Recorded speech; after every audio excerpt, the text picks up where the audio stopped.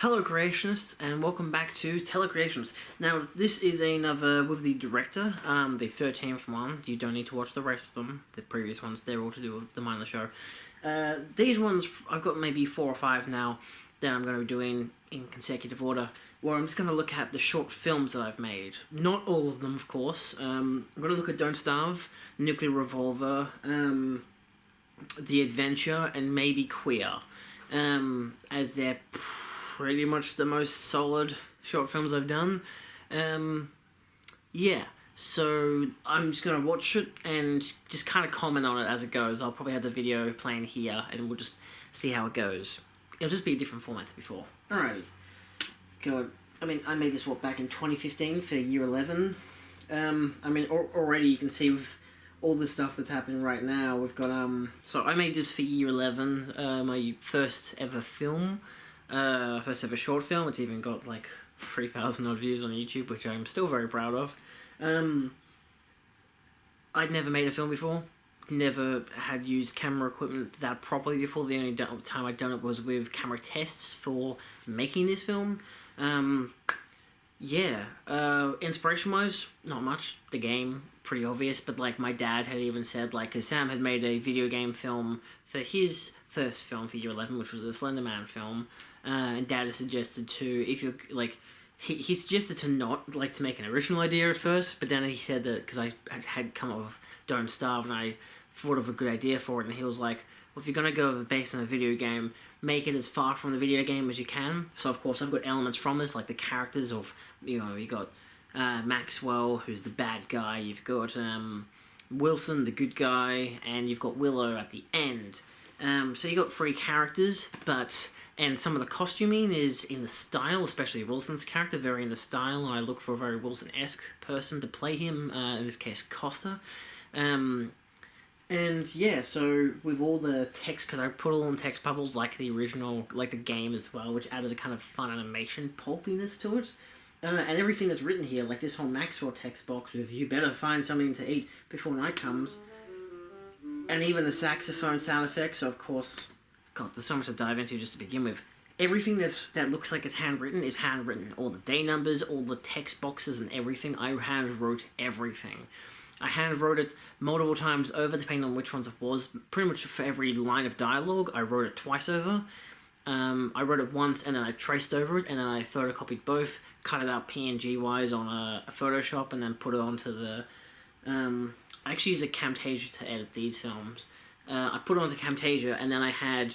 every 2 frames, it would change to the alternate text, so hence why it kind of looks like it's moving, which was always the aim.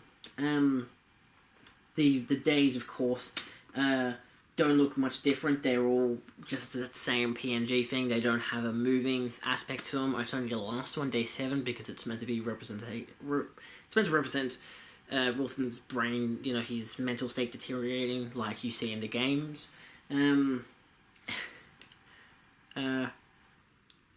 I would also like to mention, just straight off the bat, we filmed this backwards. Because I wanted to film it as quickly as possible, so we filmed it in about a week. And we filmed the first day Costa had the big beard, and we filmed probably day 7, day 6, and day 5. Day 3 we trimmed him down a bit, but not too much. I kind of had forgotten to, but for the day 1 and 2 scenes, completely clean shaven, which were the last 2 scenes we ever filmed. So day 1, so this was like literally filmed around the corner from our school. Most of the clothing even was, because again I didn't really add any color effects or anything, because I don't know how to do that still. It was all done in Camtasia, so there wasn't any like Premiere Pro or After Effects magic done to it. It's all pretty much as it's seen. Costume wise, let's see, the shoes and pants and socks were all Costa's, of course his underwear too, but they were all like school clothes. They were the stuff we wore at school. He had these gloves, and he had a long black, so the homeless kind of gloves, as they call them. And a long black sleeve t-shirt, a long sleeve shirt, I should say, that I believe was his as well. The white business shirt was mine, and the vest was also mine. I still have both of those because that was like a school shirt, a shirt I wore. It didn't have like an emblem, it was just an ordinary business shirt. And even the bag was my dad's. And of course Costa is Costa, so that's himself. I don't own him. Yeah, this is Costa's first time acting too, which is great. I mean, there was a lot of stuff that I added to it, because in another video I will do in the future, we'll be talking about Don't Starve Together, which is a film that's that exists, kind of. But we'll get into that in a later video. It won't be with the director, it'll be a whole different video. So, as I was saying with the text box, of course, when they talk, they've got the music now. So, of course, for Maxwell, you've got a saxophone. For Wilson, you have a clarinet. And for Willow, you have a flute. I think I chose tenor saxophone for Maxwell. Originally, I wanted to record all these sound effects myself, but because I could play saxophone, and I can still play saxophone, and I can play clarinet. I can't play flute for the death of me, but conveniently, Anna could. She plays Willow. But I never did that, actually. I ended up downloading the program. Do not remember what the hell it's called. And I just made all this, like, chose what notes I wanted, how long they'd go for, and just, like, jumped them around and just made it sound like how you kind of would phonetically pronounce some of the words, and made sure it went for a good enough amount of time that you could read it. So, like, I claimed with this film that I put in about 50 hours of editing. There was so much editing I put into it. And I'd never edited a film before. Like, the only stuff I'd done in editing was 8-Bit Machine videos and Are We Alive? And Are We Alive was just the logo and putting all the pieces of text, like all the lines together, because it was just an audio play. Yeah. And also with the Wilson part, so with the O, I think that was a PNG error. There's a bit cut out of the O. And I always like that's like a representation of, you know, his brain, like how his sanity, how he's losing his sanity. It doesn't deteriorate over the period of the film, it's just kind of just an on the nose kind of thing, but it's also not really on the nose, you know. You can also see a house in the background of this shot. I never realized that until after I'd filmed it. All the audio that happens, that's all natural, you know, Costa walking and whatever. Even the fruit, like the fruit I provided from home, we just dumped it around the place and he would just grab it and whatever. I don't really know for that particular shot of him walking around picking stuff up as to why exactly I cut it so short. It's an 8-minute long film. It needed to be 10 minutes long. Well, the length it could have been at max was 10 minutes. I don't know why I did that with that shot. Anyway, but I remember when we filmed all this stuff, I didn't know about something that we call ADR. And I didn't even learn that until university as well, which I should add. Because our media classes weren't exactly about filmmaking. It was pretty much just, you know, write a script, make it decent enough, and just kind of wing it. The script for the original Don't Stuff looks like shit, but I've learned formatting since then, and I've learned editing and all that since then. Like, our teachers would still help us out. Emma in particular was great. She would help us out with as much as she could. But I pretty much taught myself the whole lot for how to film it, how to edit and everything, and I didn't know what the hell I was doing for really any of it, so I was just winging it, and it worked. Like, I put in a whole bunch of production design stuff and whatever, and originally even the creatures that I was meant to have were meant to be cardboard cutouts, or like stuff I'd put onto the actual like frame, like right here or whatever, but that just never came to be because it just didn't work with whatever tests I did. So I really went out of my way to make this the best film I could.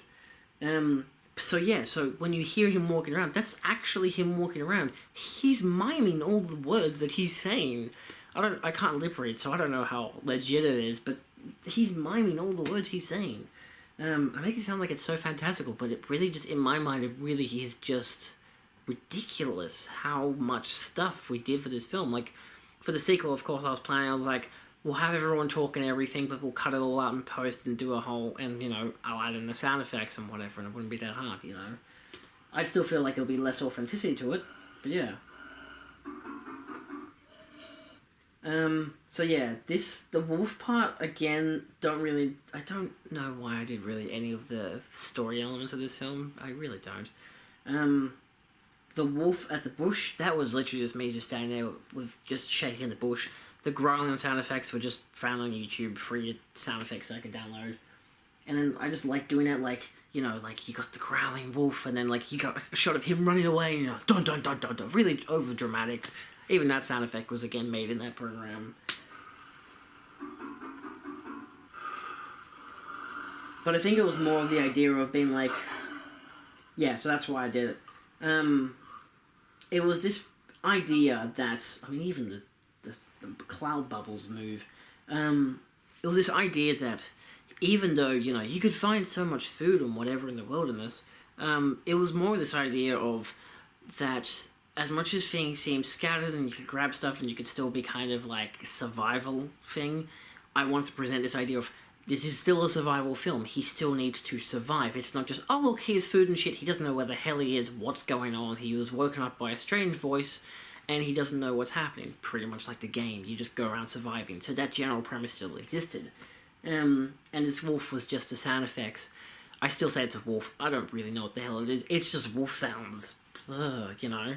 I never originally wanted to make a creature for it, but I wanted to kind of be a representation of maybe it's a real creature, maybe it's not. Like, it could have just been the wind blowing that bush. You don't know, because the whole question of the film is he sane or not? And even this part, fucking Costa looks right at the camera. Actually, he doesn't look at the camera. He looks at me behind the camera, because he's just there. He takes a bite out of the apple, and then, like, he looks at me, and then I'm just like, you know, thumbs up, whatever, and he just throws the apple and runs. Do you know how many times he threw that apple and had to go back and get it? I don't remember how many times. It was a few times. I don't have any deleted scenes from this film. Like, I was so scared because I had to put all the stuff onto the Mac computers at school, then load all the stuff up, put it onto a USB, and because I didn't have an external hard drive or whatever, so I had to make sure I had all the appropriate scenes and footage that I exactly needed. No blooper cuts or anything, which sucks in a way because I got no behind the scenes footage. I've only got what I recall of filming.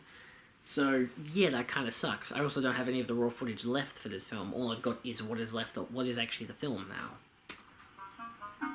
now. Yeah, and also kind of, yeah, see look, we jumped straight to day 4. Jesus, can't believe we jumped all this to day 4.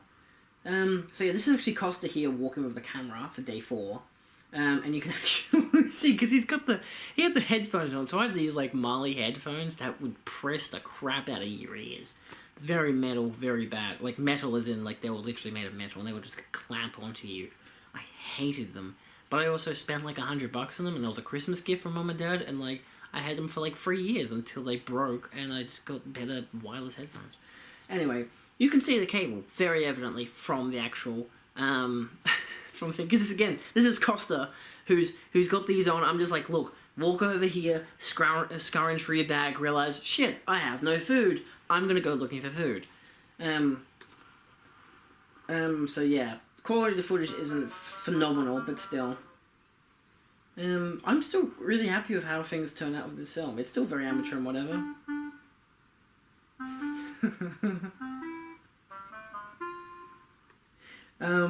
Yeah, so of course him going through the dirt and being like, I'm pecking for... It's kind of comedic in approach, but it's more or less just, again, still him just kind of going insane and just trying to find something to eat. You know, because he goes from finding an apple and then throwing it to distract a creature to pecking for worms. Yeah. I don't really know where I got most of these ideas from. It just kind of came to mind and I put it in the script. I wrote a whole script before I made the film. I can say that. I did a little storyboarding before I made the film. The only thing I wasn't great at was like, it's one of these things that you do when you make a film where you can write down how long each shot and a scene is meant to go for. I think it's a shot list if I'm not wrong. And yeah, you got how long each shot is meant to go for, and it helps determine how long the film's going to go for. But I'm like, but how would I know? This was a 6-page script turned into like an 8-minute and 12-second long film. Like, yes, there were credits and stuff as well, but like, everyone was on the general rule of thumb is a page is a minute. And I'm like, but what if I wanted slow pacing or whatever? And I didn't really think about pacing, but I'm like, what? Like, I panicked the whole time I was making this film thinking, shit, what if it's longer than 10 minutes? Obviously it wasn't, but still. Yeah, so that was a weird thing. And then we have the creatures.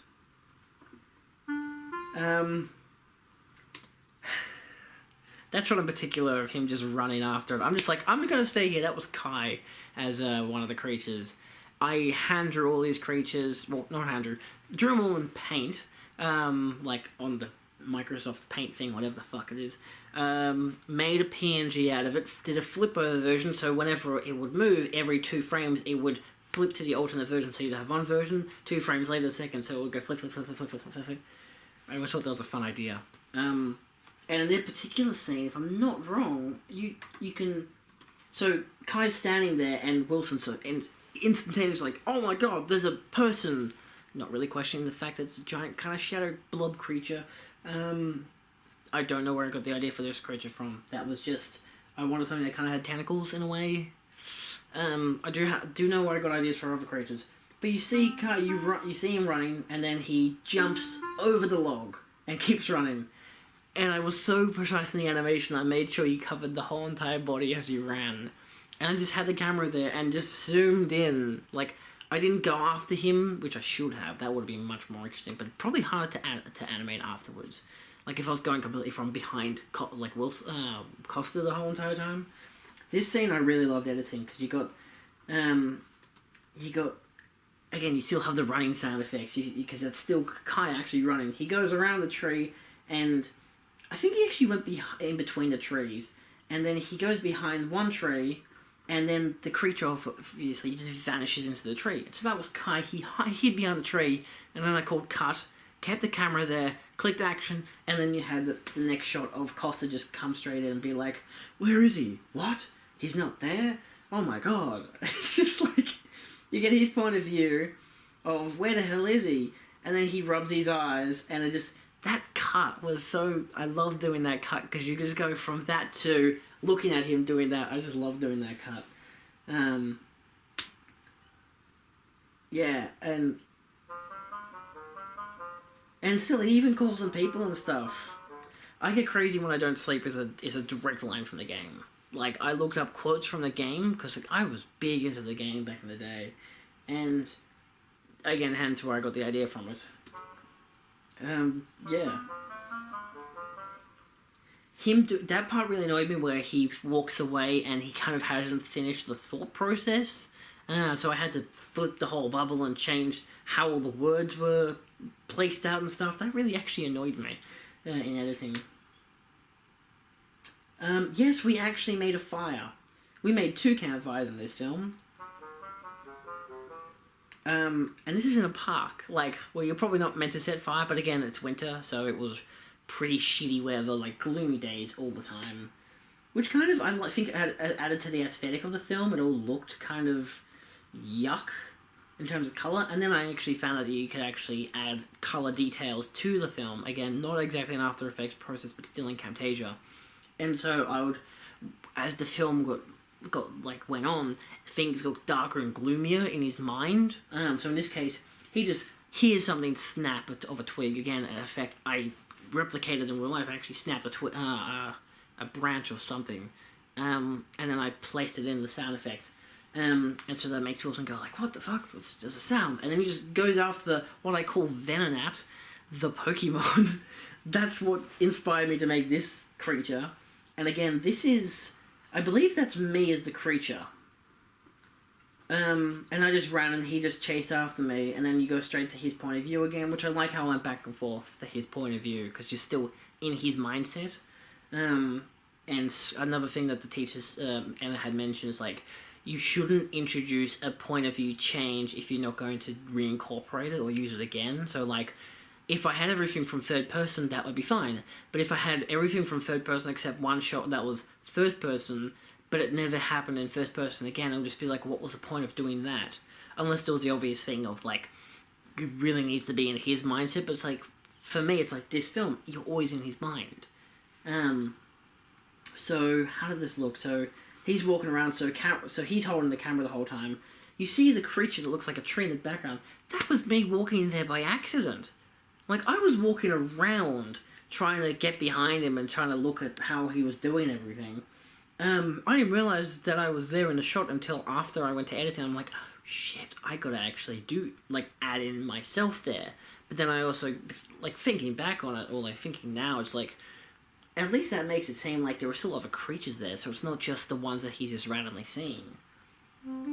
And then you've got the ahem, which that is not how you spell ahem, it's A-H-E-M, not A-C-K-H-E-M. I showed it to my nan after I made the film. She's like, you know, that's not how you spell ahem, right? I've got the question marks and everything. And then he has a torch, which again, I still have that's still my torch. And then you've got a teddy bear that says hello. And then it's just like, boom, and he just collapses. Someone, I think, asked me why... I don't think it was on the YouTube comments or anything, but someone asked me, it was like, why exactly, like, what exactly happened to, the flashlight? No. What am I thinking? I was thinking to myself, because we had to go back the next day to film it, and I was like, what exactly happened to the flashlight? Like, why does... You know, he picks it up and whacks it around and whatever, and it's just not alive. Also, the sound effects for each day section was just that broken record thing. Not the broken record, the record player waiting for a new record as if it was just playing scratches or whatever. You know, old stuff. I like the aesthetic of it. Yeah, so of course the light, like the torch is broken, it's dead because he's not just fallen with it, but he's left it on the whole entire night. So it's just died. You know, rubs his eyes. It's always still a fun look when that happened. I love how he doesn't even click the button. Yeah, so one thing that you might notice is that there are some particular branches, like I made it look like a throne for Maxwell, because again at the end of the game, in some perspective, you see Maxwell on a throne. And so there's a big piece of like kind of tan bark, like apart from the tree, that's there. I had a stick underneath that, and I was wiggling it up and down so I could actually, because the stick was going all the way under to Maxwell, and I had a whole bunch of stuff on top of it, and I just wriggled it around, so it made it look like Maxwell was moving and talking, because there wasn't enough wind to do that.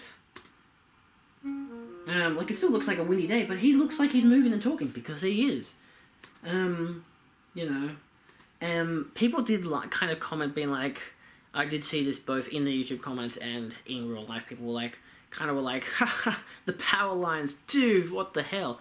I did notice them when I was filming. But because it was, as you can tell, very cloudy day.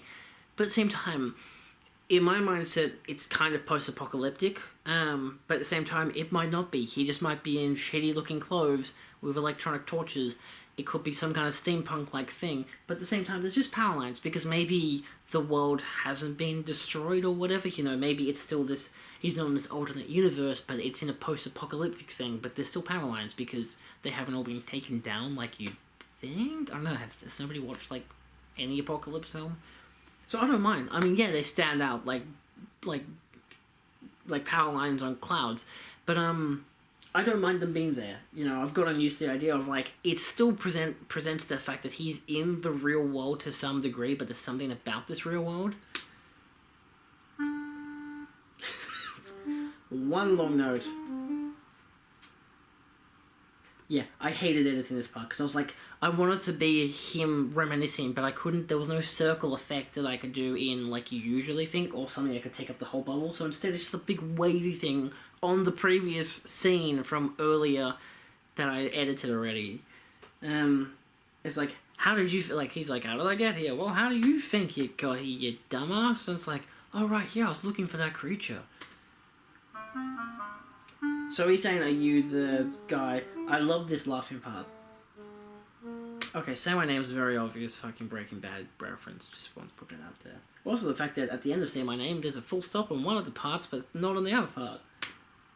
Actually, I think I did three different, if I'm not wrong, I did three different writings of each thing, but traced them, like, did my original one, then traced over twice, and then used all three, so I'd have three different things. Make it more groovy. So yeah, he looks up the tree. We scratched Maxwell into a tree, just saying. I did that camera work for that part. So Costa actually did some of the camera work. Every time it's the first person stuff, he held the camera himself. And of course, the major problem with this is that the cutting between the audio. Like, I still made it so the audio it didn't sound all like it was a very smack cut kind of thing, like sometimes you do with cameras. So I still edited it like that, but I never edited to have one straight string of audio, which I probably should have done. But I didn't know how to do that. I didn't know there was a thing you could do back in the day. Yeah.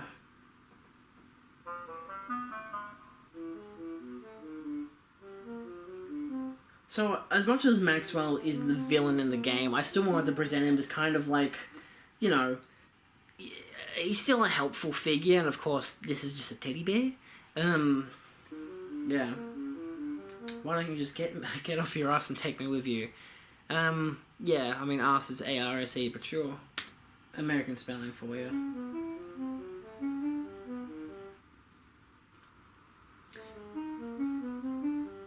Again, he's just eating, like, the amount of times he had to pick up that, I think it was a carrot he was eating, and he just threw it behind him.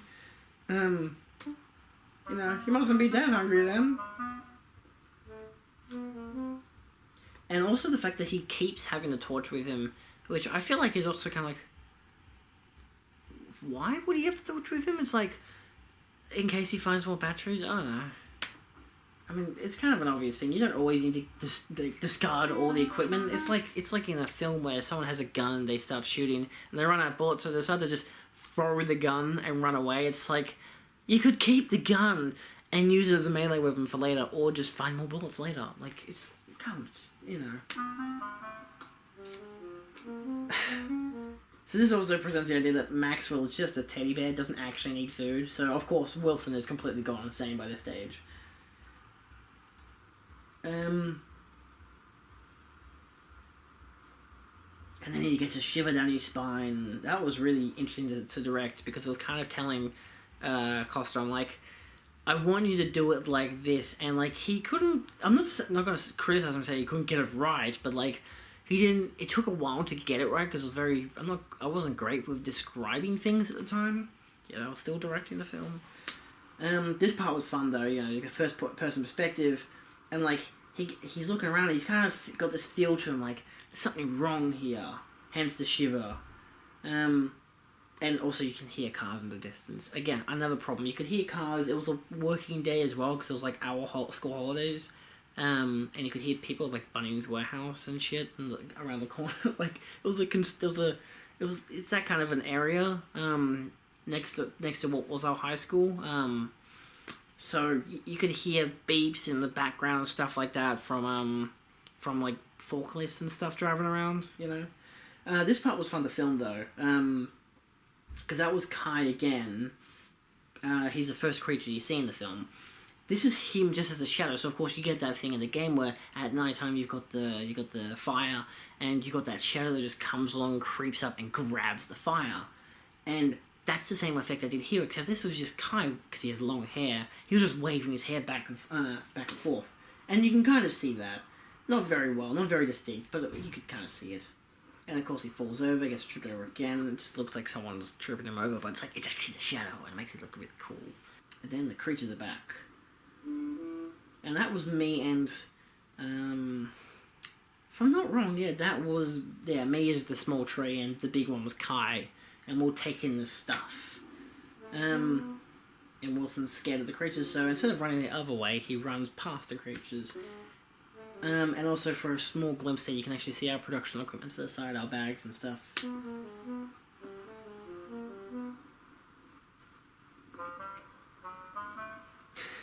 Sorry, every time I hear that sound effect, I think of the Transformers theme. I think that's what I kind of got it from, so dun dun dun, so doesn't matter. Originally with this shot here, we were meant to have a distance shot of him running past. I think there's still... No, there isn't. He's just him, first person running. Originally we had a track, like an actual track, that went along a concrete path, and we'd run and have we'd run having this track. There's a dolly. You'd have the dolly chasing after him, looking from the side, and you'd have him running. But it was so loud and so clunky that I just cut it out because I'm like, you don't really need it. You get enough of the idea of just him running, from his point of view. The nighttime scene was shot at night. This is like 6 o'clock winter, so dark. Australian winter, that is. And that was an actual fire. That took forever to finally get going. And he kept looking at me in the camera, and then I'm just like, now. And of course he hears the creature, and he's just wondering what the hell's going on. That audio is from the game. And it was me with the flashlight, moving my hand like this. Cheesy as hell, but I liked it. I love the flaming newspapers that had walked over, because they were newspaper that we'd lit up. We went for a lot of matches. This was before we even thought of getting like a lighter or anything. Yeah, so that was that idea. So he sits back down, kind of like, oh, I haven't exactly noticed a giant hand that's coming towards me. And then then he does, because the fire completely died. So we're like, okay, fucking run. And it started raining by the stage 2, and so he just gets up and runs. Day 6. Almost done. Day 6 I was criticised by my teachers because they were like, what was exactly the point of it? All kind of criticised. People were like, what exactly was the point of it? Because he just walks over to a bush, kind of scavenging for food, and walks away. And I'm like, the idea is that he's, in the only significant event that happens in the whole entire day is nothing. He goes looking for food, can't find anything. This part again, see the deterioration of it. And this is the first scene we shot. He actually looks the most calm and collected in it. He doesn't look disgruntled or anything. He just looks tired, because I was like, act tired. I had everyone behind me. I had Sam, my mate. I think, Anna was there, and obviously I was behind the camera. Kai was there, and I think my friend Ryan was there as well. He was also one of the creatures. So of course he's walking, it looks like shit with all the darkness and whatever. The show was tricky to edit because for some reason it didn't balance well. So yeah, obviously I'm the tree. You got I think that was Kai as the... No, Sam was the tree, Kai was the big guy. And he turns, and I believe that was Ryan as the very nice dude. And then he just turns and runs. And he's like, I'm getting out of here.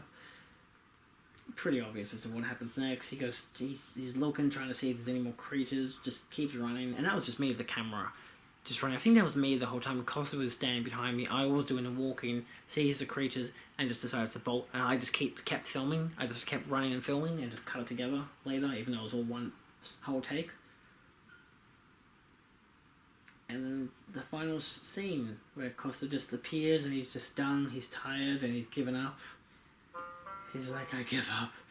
Very dramatic. I really loved directing this part, because it's just really got Costa to be like, dig into it. And then the actual... That snap also was fake. Put in post. But we had...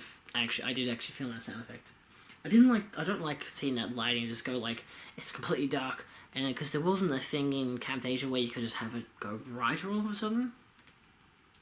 There actually is a thing called animations, but I didn't know that.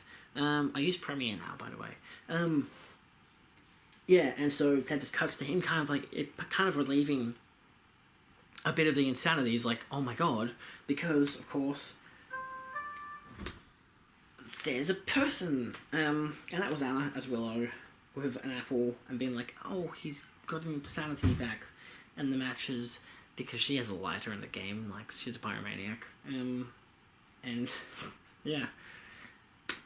And then